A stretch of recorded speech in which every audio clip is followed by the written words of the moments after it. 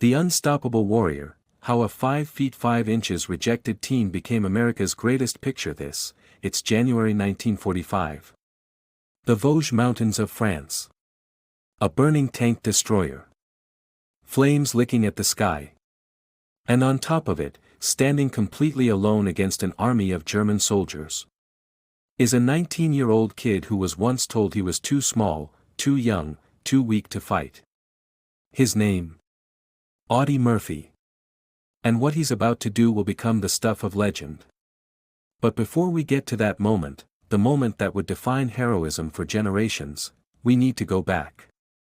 Back to a skinny teenager who couldn't even get accepted into the military. The year is 1941. Pearl Harbor has just been attacked. America is reeling. And a 16-year-old Texas farm boy named Audie Murphy walks into an army recruitment office with fire in his eyes. The recruiter takes one look at him and laughs. "Son, you're 5 foot 5 inches tall. You weigh maybe 110 pounds soaking wet. And you look like a strong wind could knock you over." The answer is no. Murphy doesn't give up. He tries the Navy. Rejected. He tries the Marines. Rejected again. But Murphy has something these recruiters can't see. Something that doesn't show up on a scale or a measuring tape. He has an unbreakable will. A determination forged in the hardship of growing up dirt poor in Texas during the Great Depression, where he had to hunt squirrels and rabbits just to keep his family from starving. So Murphy does what any desperate teenager would do. He fakes his birth certificate with help from his sister, making himself older on paper. And on June 30, 1942, the U.S. Army finally says yes. The other recruits? They laughed at him. Called him baby. Mocked his size. Murphy didn't say a word. He just outshot every single one of them at the rifle range, earning his marksman badge. Suddenly, nobody was laughing anymore. Fast forward to July 1943. Murphy is on a landing craft, being thrown around like a toy in a washing machine. The Mediterranean Sea is going absolutely berserk, waves several feet high, rain coming down in sheets, wind howling like a demon. The destination? Sicily. The mission? Storm a heavily defended beach and crack open Hitler's Fortress Europe. The German commanders are relaxed that night. They're thinking, no way the Americans are crazy enough to attack in this weather. They're wrong. Through the storm comes the thunder of battleship guns. And behind that thunder? 150,000 Allied soldiers, including one very determined 18-year-old from Texas. Murphy hits the beach. Chaos everywhere. Explosions. Screaming. Death. And Murphy? He just keeps moving forward. During a patrol, he encounters 2 Italian officers trying to flee. Without hesitation, Murphy drops them both. His first kills of the war. But definitely not his last. Then Murphy catches a brutal illness and spends a week in a field hospital, delirious with fever. Most soldiers would take the medical discharge and go home. Not Murphy. The second he can stand, he's back with his unit, Salerno, Italy. Murphy and 2 other soldiers are on patrol when, boom, they walk straight into a German ambush. Machine gun fire tears through the air. One soldier drops immediately, bleeding out.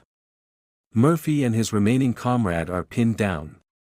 5 Germans are firing from a fortified position. Most soldiers would retreat, call for backup, play it safe. Murphy? He grabs grenades and charges. The firefight is brutal.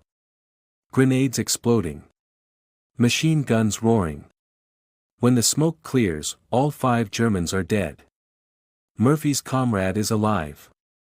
But the wounded soldier? Gone. Murphy cradles his body, and for a moment, you can see the weight of war settling on his young shoulders. But there's no time to grieve. 1 month later, Murphy is at the Volturno line, where he repels a German counterattack, killing 3 and capturing 4 prisoners. His commanders are stunned. This tiny kid everyone mocked, is a natural-born warrior. By January 1944, Murphy is a staff sergeant. He's 19 years old. Most teenagers are worried about prom. Murphy is leading men into battle. The turning point. Then comes the moment that changes everything. Murphy's unit is holed up in an abandoned farmhouse. They're taking a breather, trying to catch their breath, when suddenly, crash, a German panzer tank discovers their position. The massive war machine's turret swivels toward them. Everyone freezes. They're dead. They know it. Except Murphy doesn't freeze. While everyone else is processing the fact that they're about to be blown to pieces, Murphy is already on his belly, crawling through the dirt like a snake, getting closer. Closer. Closer to the tank. He gets within throwing distance and launches a rifle grenade directly into the panzer. The explosion is deafening. The tank is destroyed. Murphy just saved everyone's lives. His reward? The Bronze Star. But he's just getting started. Southern France, rage unleashed. August 1944. The Allies launch Operation Dragoon, an invasion of southern France. Murphy hits another beach under heavy fire. They push inland through a beautiful French vineyard, a surreal, peaceful moment in the middle of hell. Then German infantry opens fire. Americans drop. Murphy's squad is getting torn apart. Their machine gunner is separated from the unit. Murphy needs that heavy weapon. So he sprints, through a storm of bullets, grabs the machine gun, and sprints back, setting up and returning fire. 2 Germans fall. Then the German fire stops. 2 enemy soldiers emerge from a house, hands up, appearing to surrender. Murphy's best friend, his closest buddy in the entire war, walks forward to take them prisoner. And that's when the Germans hiding inside the house open fire. Murphy's best friend drops dead instantly. Something inside Murphy snaps. He doesn't call for backup. He doesn't wait for support. He just storms that house, alone, while Germans pour fire at him from every angle. Bullets are zipping past his head. Ricocheting off walls. And Murphy? He's unstoppable. A force of nature. Pure fury in human form. When Murphy walks out of that house, 6 Germans are dead, 2 are wounded, and 11 are his prisoners. His men just stand there, mouths open, unable to process what they just witnessed. The Wounded Warrior. September 15, 1944. A German mortar round explodes near Murphy. Shrapnel tears into his heel. He's wounded. Finally, the invincible soldier bleeds. He's evacuated. Given time to recover. Most soldiers would take the rest. Enjoy being away from the front lines. 3 weeks later, Murphy is back in combat. He immediately earns a Silver Star for assaulting a German machine gun position, killing 4, wounding 3. 3 days after that, Murphy's unit is pinned down by Germans on a heavily defended hill. They can't advance. They're stuck. Murphy crawls forward, alone, of course, and for over an hour, Germans rain machine gun and rifle fire down on him while he directs his men via radio, orchestrating the entire assault while bullets kick up dirt all around him. They take the hill. Murphy gets promoted to 2nd lieutenant on the battlefield. Then on October 26, German snipers ambush Murphy's platoon. Moving from cover to cover, Murphy gets close enough to capture 2 snipers when, crack, a 3rd sniper shoots him in the hip. Without even flinching, Murphy spins and puts a bullet right between the sniper's eyes. The hip wound is bad. The doctors have to cut out gangrene. Murphy's out of action until January 1945. Which brings us back to where we started. The Vosges Mountains. The burning tank destroyer. And the moment that would become legend. The defining moment. January 1945. The Colmar Pocket. The Germans are launching a massive counterattack, determined to push the Allies back into the sea. It's some of the most brutal fighting of the entire war. Murphy and his men are caught in the open. M10 tank destroyers roll up to provide fire support, and for a moment, it looks like they might hold. Then German Panzerschrecks, anti-tank rockets, start finding their marks. One by one, the tank destroyers explode into flames. Crews bail out. The situation is desperate.